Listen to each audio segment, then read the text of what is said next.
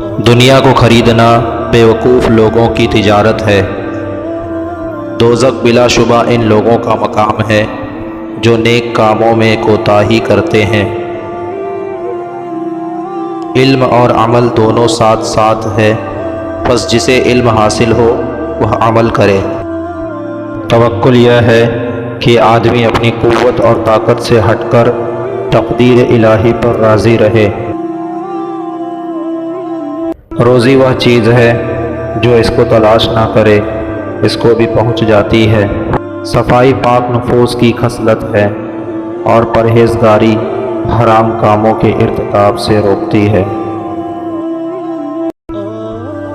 اللہ تعالیٰ کی عبادت میں مشغول ہونا بڑی مفید تجارت اور اس کی رحمت کا طلبگار رہنا اعلیٰ درجے کی کامیابی ہے۔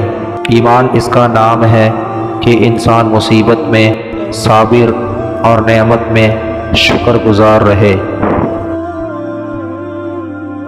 نماز دین کی جڑ اور سچائی پرہیزگاروں کا لباس ہے۔ جھوٹ بولنا ایک بہت بڑا عیب ہے جو آدمی کو ذلیل و خوار کرتا ہے۔ حیا آنکھ نیچے رکھنے کا نام ہے اور صاف ستھرا رہنا عین دانائی ہے۔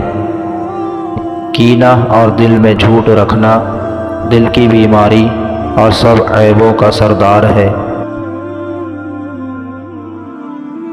خندہ پیشانی سے رہنا شریف کی خصلت ہے۔ لوگوں کے ساتھ نیک سلوک کرنا اللہ تعالیٰ کی رحمت کو پانا ہے۔